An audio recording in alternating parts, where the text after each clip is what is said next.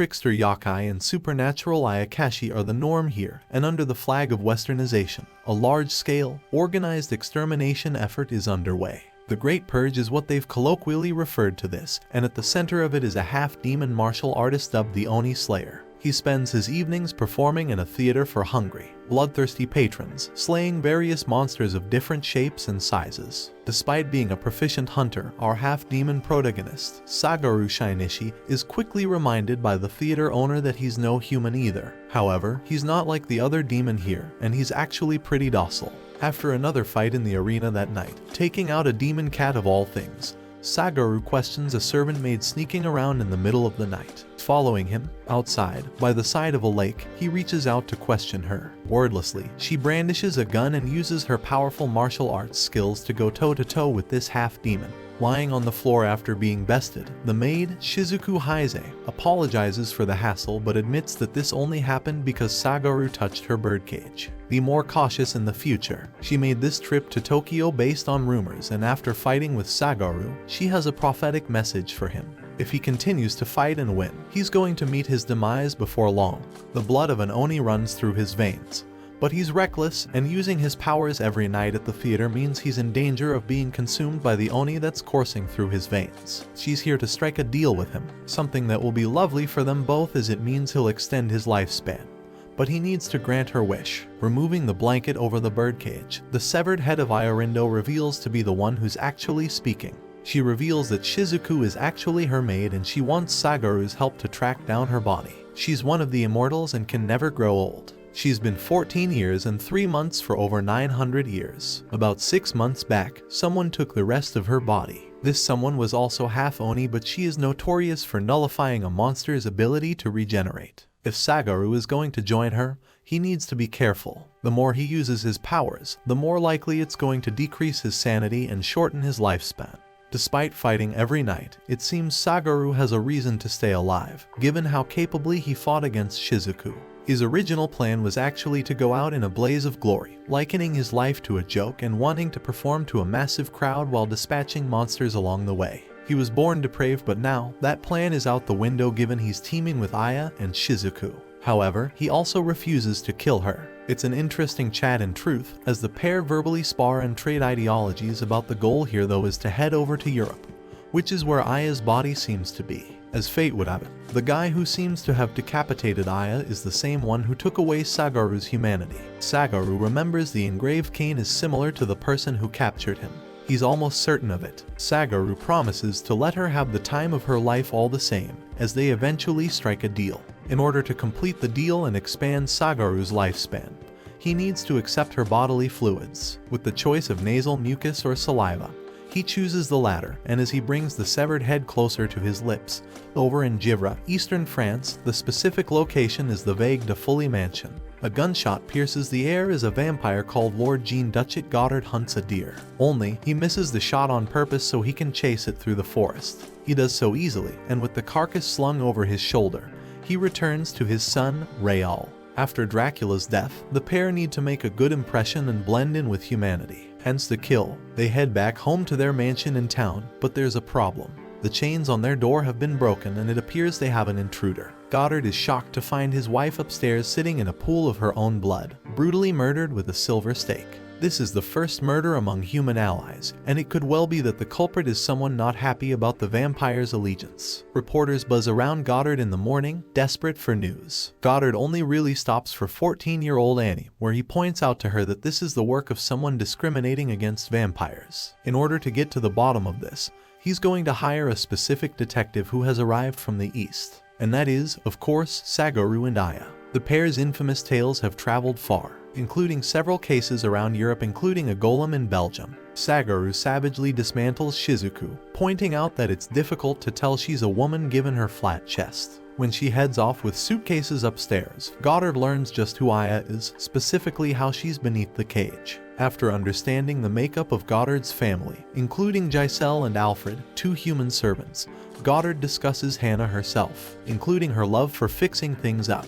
Given vampiric bodies tend to disintegrate faster than humans, they only have a photo of the corpse to go on. Looking at this, Aya deduces that it was indeed a stake that killed her. She bled less from the left instead of the right side of her chest, and she also seems to have been sleeping peacefully at the time, given the lack of surprise in her expression.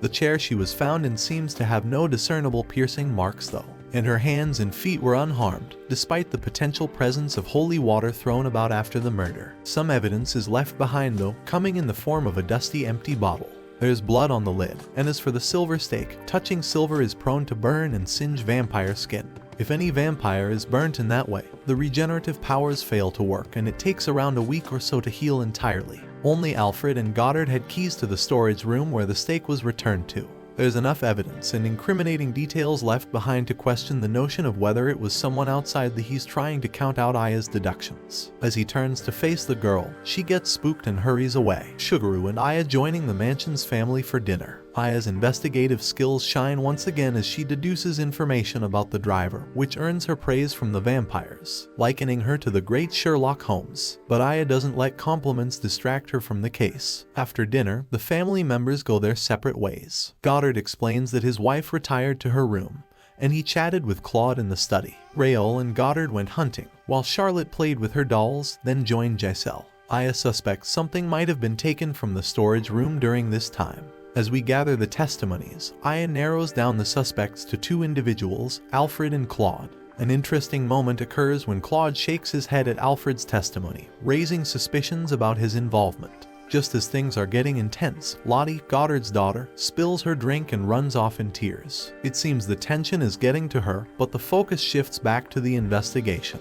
Aya and Shuguru are confronted by Claude, who denies any involvement in his mother's murder, but threatens Shuguru in the process. Aya remains observant and notices no visible injuries on anyone's hands, eliminating the possibility of the vampires being responsible for the murder. Heading into the forest with Goddard, Aya and Shuguru encounter a hunter named Joseph, who believes he's avenging Hugo's death. However, his alibi clears him from the murder of Hannah. The plot thickens, and Aya decides to let Joseph go. With the return to the mansion, the tension reaches its peak. Aya Rindo declares that the murderer is one of them, and that she would prove it to them. She identifies Raoul as the murderer, and he quickly defends that there was no way he could have staged the silver stake, but seeing that he can't touch silver. And Yorinda replies that it's true that the blood on the silver stake and fingerprints on it, but she deduces that he must have reflexively grasped the silver stake with his bare hands when he was covering it with Mitten Hannah's blood. However, if Raoul is really the murderer, then his hands should be burnt. But his hands and every other person's hands are normal.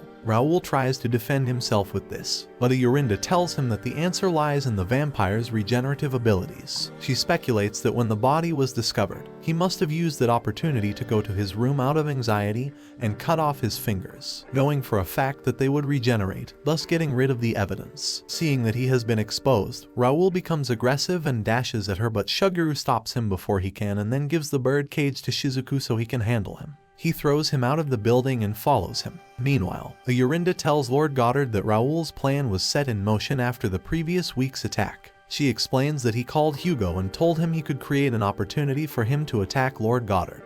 His real intention was instead to get the silver stake into the storage room while he held onto its case, which he poured holy water into for making a stake. Lord Goddard becomes deterred as he thinks about all this. Raoul and Shuguru begin to fight, and while at it, Raoul expresses his anger for humans and how he planned to deceive his father into thinking that it was a human that killed his so he could break the human ally agreement they have. Raoul makes several attack attempts, but Shuguru effortlessly dodges them and beats him mercilessly, being an Oni Slayer, the only creature capable of defeating any monster. After a while, he deals a final blow and returns to meet the others. Yorinda tells Lord Goddard that this is where their work ends, and the next day, they prepare to leave. Miss Annie from Epoch News arrives to witness the two special detectives and get information from them concerning the case. After a while, Shuguru gives his final word on the tragedy that just happened and soon departs from Vade de Foley Mansion with Aya and Shizuku. Continuing in a ship in the middle of an ocean, a man named Eric suddenly regains consciousness. He sees his mask on the table and is shocked as he wonders where he is. A strange man named Arsene Lupin appears and calls his name. Eric asks him why he was kidnapped, and Arsene Lupin replies by showing him a ruby, saying he stole along with it. He soon explains that there's a job he has to do in London, but his assistant ran away on him, so he needs another one. Eric asks what he wants to steal, and he reveals that it's the penultimate night from Phileas Fogg's mansion, shocking him.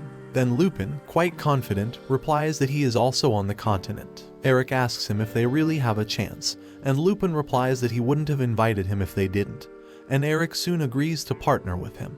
Meanwhile, Shuguru ate a Rindu, and Shizuku head to a stick shop, and while there, Shikuzu, based on her observation, informs Aya that the names of the seller's clients are stored in alphabetical order in the drawers, and the seller wonders who she is talking to. Shuguru opens, unveils her, and when the man sees her, he becomes startled and passes out. Shuguru grabs the list, and they quickly head out of the shop.